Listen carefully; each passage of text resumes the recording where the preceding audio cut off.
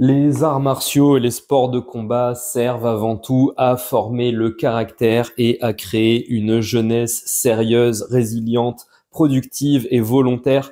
T'as peut-être déjà entendu ce discours et c'est du colossal bullshit. Enfin, colossal, non. Il y a bien évidemment un intérêt, on va dire, social à la pratique de ces sports difficiles dans des sociétés pacifiées. Mais il ne faut pas oublier à la base que ces pratiques servent à augmenter sa puissance personnelle et sa capacité à nuire pour éventuellement survivre ou gagner en contexte de guerre ou en duel en 1v1. Il y a tout un contexte historique ensuite qui a fait que le Japon, surtout quand il a été défait par les États-Unis en 45, a été forcé par le vainqueur à se démilitariser et donc sont restés ce qu'on a appelé les budo. Hein. Tu as déjà entendu parler de aikido, judo, donc des voies de développement personnel, de développement spirituel qui sont pratiquées comme ça en collectif, mais ça n'a pas toujours été bien sûr le cas et même le judo qui était déjà un do, donc une voie de développement personnel, était à la base un sport plutôt hardcore. Jigoro Kano, son fondateur, avait gagné comme ça un tournoi organisé par la police de Tokyo qui cherchait son nouvel art martial. Donc c'était des gens qui faisaient du sparring pleine balle et voilà, qui se projetaient sur des tatamis. Les tatamis, c'est pas ce que tu retrouves dans les gymnases municipaux en France, là, les tapis mous orange, c'est des trucs en paille de riz dur sur lesquels tu peux t'éclater. Voilà, c'est un peu ça l'esprit à la base des arts martiaux. Ça me fait toujours rigoler un peu quand t'as des gens, tu sais, qui sont dans des pratiques un peu extrêmes, genre le parapente ou le BDSM, et qui vont te dire oui, c'est pour remettre en question les codes sociaux et explorer. Non, à la base, non, non, non. T'aimes bien mettre des coups de martinet ou en prendre, t'aimes bien dévaler des pentes et risquer de mourir, t'aimes bien l'adrénaline, t'aimes bien l'excitation. Après, t'inventes un discours a posteriori pour justifier tout ça de manière symbolique, vu que c'est pas le job de la société d'encourager les pratiques, on va dire, de puissance personnelle et d'émancipation. Beaucoup des maîtres d'arts martiaux justement du début XXe siècle ont laissé des préceptes philosophiques. Il ne faut jamais attaquer en premier, il faut jamais frapper le premier, tout ça. Et il y en a parmi eux un que je trouve particulièrement intéressant, qui nous vient d'Okinawa, qui s'appelait Choki Motobu. Motobu qui était le fils cadet d'une famille noble de l'île d'Okinawa, donc des Ryukyu, du royaume des Ryukyu, et qui n'avait à ce titre de cadet pas le droit à avoir une éducation, qu'elle soit littéraire ou martiale. Hein. Ici, on est sur la plume et l'épée. Oui, dans le monde ancien, dans le monde traditionnel, quand tu étais aîné, tu avais des responsabilités, mais tu avais aussi des privilèges.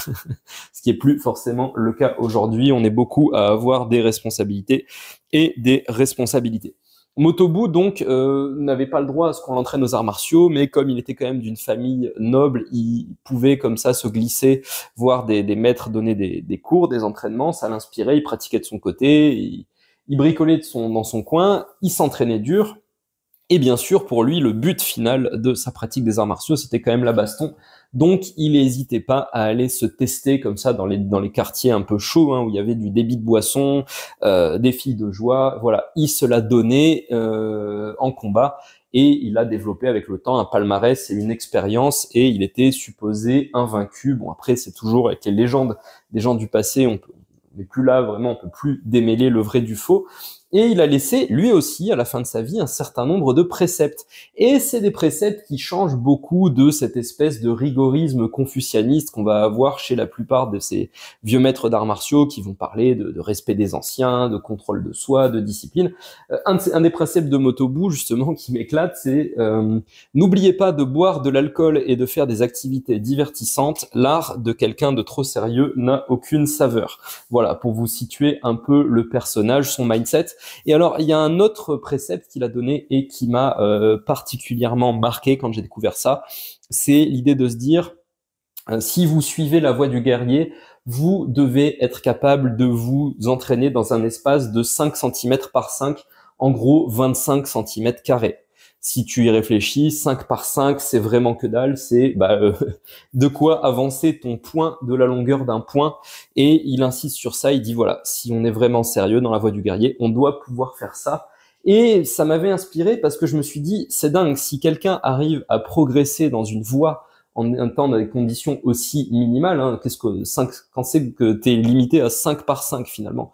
Si tu dors dans un hôtel capsule au Japon ou que t'es emprisonné, enfin voilà, t'as que 5 cm², bah tu dois quand même trouver un moyen d'en faire quelque chose. Ça m'avait marqué aussi dans le bouquin de Stephen King, la écriture, mémoire d'un métier, dont je t'ai parlé dans un précédent podcast, où il dit finalement tout ce dont j'ai besoin, c'est d'un bureau et de calme.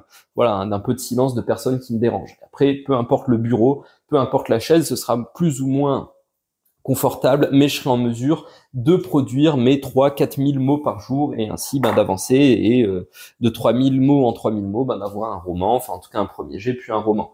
Et ce qui m'avait donné envie quand j'avais découvert ce précepte des 25 cm² pour le guerrier, ou du simple bureau et du simple silence, enfin le simple silence à la limite, ça c'est un peu plus dur à obtenir, mais bon, tu peux toujours acheter des boules caisses. C'est l'idée de se dire, c'est minimaliste, c'est hardcore et personne ne peut te l'enlever. Vraiment, pour t'enlever 25 cm² pour que tu puisses bosser, je sais pas moi, la façon dont tu vas serrer ton poing rapidement, ou au contraire étendre tes doigts, faut vraiment y aller. Généralement, tu disposes comme ça, dans Kill Bill, hein, la fameuse scène là, dans le 2 où elle est enterrée vivante, elle a ses 5 cm² pour pouvoir mettre des coups de poing dans la planche du cercueil comme son sifu lui a enseigné. Enfin voilà, on a toujours 25 cm², on peut toujours trouver une table, une chaise et de quoi écrire. Et éventuellement, aujourd'hui, on a des casques à réducteur de son ou des boules caisses, donc trouver un moyen de s'isoler un peu et de faire le taf. L'idée, c'est développe un outil, développe une pratique, développe une approche qu'on ne peut pas te voler, dont on ne peut pas te priver.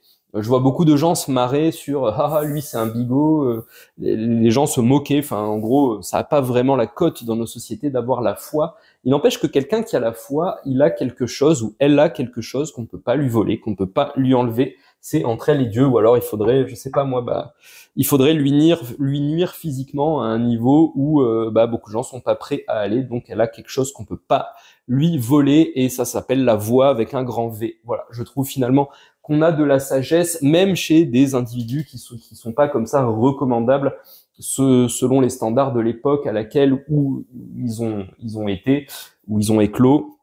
Et peut-être même aujourd'hui, enfin je veux dire, l'idée d'aller se tester en street fight pour voir si cette technique marche et de recommander de picoler un coup de temps en temps et de se marrer, c'est pas les valeurs, on va dire, numéro 1 mises en avant par notre société. Mais derrière ce personnage, il y a une sagesse qui est, si tu suis la voie, tu dois être capable de t'entraîner dans 25 cm². Voilà.